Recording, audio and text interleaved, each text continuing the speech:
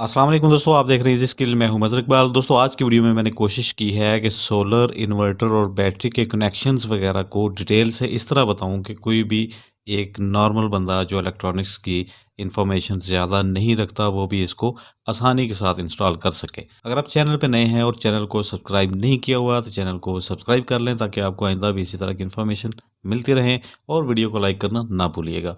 तो शुरू करते हैं दोस्तों। सबसे पहले ये मैं आपको बताता चलूँ कि इसमें कुछ चीज़ें हैं जो आपने गौर से देखनी है, गौर से समझनी है और वीडियो को कंप्लीट देखना है ताकि आपको आसानी के साथ सारी चीज़ें समझ में आ सकें। सोलर चार्ज कंट्रोलर के पॉइंट्स वगैरह मैं आपको बता दूं तो आपको पता होना चाहिए कि कौन सी चीज़ कहाँ पे कनेक्ट होनी है।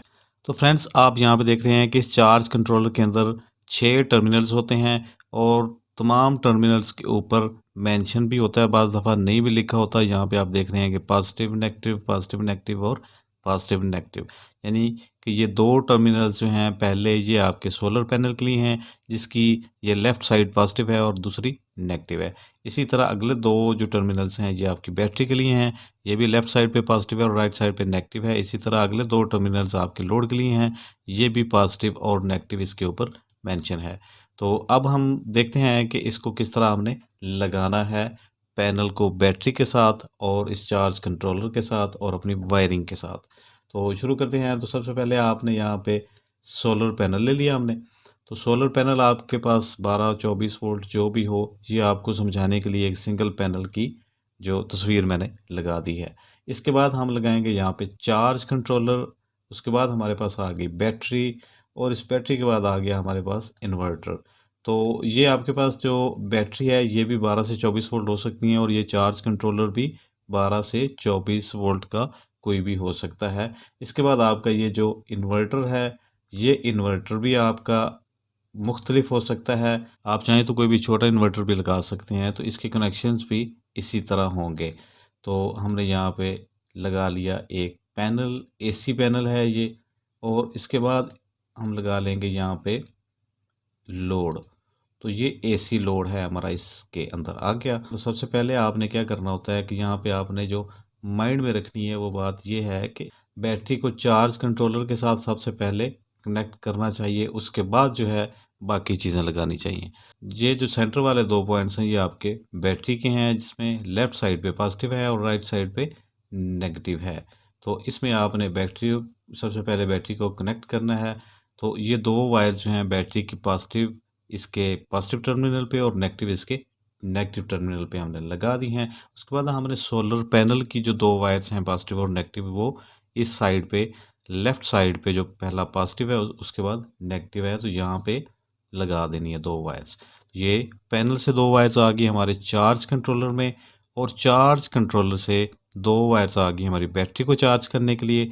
अब इस बैटरी से डायरेक्ट हम यहाँ पे इन्वर्टर को लगाएंगे। तो ये पॉजिटिव और नेगेटिव इसी तरह इन्वर्टर की दो वायर्स जो हैं वो डायरेक्ट बैटरी पे आ गई हैं। तो यहाँ तक तो हमारा डीसी करंट जो है वो था। इसके आगे ये इन्वर्टर जो है वो एसी में कन्वर्ट करके हमारे एसी पैनल को देगा। तो यहाँ पे हमारी दो वायर जो हैं वो इस एसी पैनल में आ गई न्यूट्रल और फेज़ बन के। अब एसी पैनल से हमने डिस्ट्रीब्यूट करना होता है करंट को अपने लोड में। तो जैसे आपने अपनी वायरिंग में कर रखा है वो आपका उसी तरह से होगा। तो अब एसी पैनल से आप अपना लोड जो है वो लगा सकते हैं। ये हमने एसी पैनल से इस लोड को लगा दिया। इस तरह से इन्वर्टर के साथ आप इसको कनेक्ट कर सकते हैं। और अगर आप चाहते हैं कि आपकी डीसी अप्लाइंसेस जो हैं वो भी इसी के साथ चलें, उसकी आपने अलग से वायरिंग कर रखी है या फिर इसके साथ लगाना चाहते हैं आप अपनी डीसी लाइट्स वगैरह या फिर फ़ैन वगैरह या कोई भी चीज़ आप डीसी यहाँ पर लगाना चाहते हैं, तो उसके लिए आपने यहाँ पे डीसी पैनल लगा दिया अगर वायरिंग है। उसके बाद हमने यहाँ पे डीसी लोड लगा दिया। तो ये हमारा डीसी लोड और पैनल आ गया। अब इसको आपने कहाँ से करंट देना है, तो मैंने कई जगहों पे देखा है कि ये बैटरी से आप डायरेक्ट करंट लेते हैं। डीसी करंट जो है, डीसी वोल्टेज आप डायरेक्ट बैटरी से लेते हैं, लेकिन ऐसा बिल्कुल भी नहीं करना।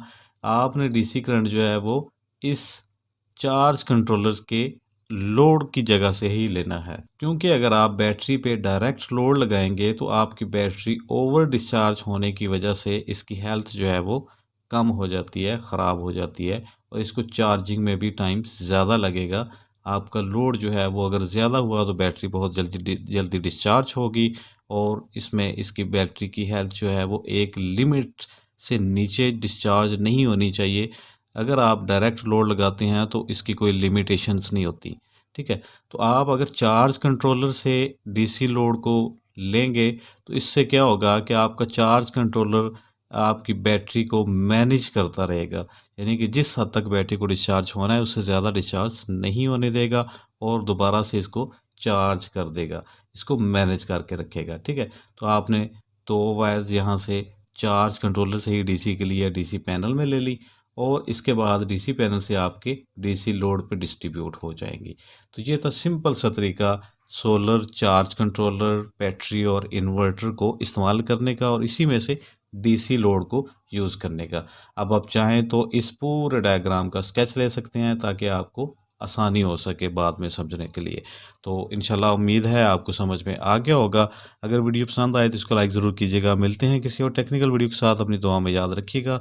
मसर इकबाल को दीजिए इजाज़त। अल्लाह हाफ़िज़।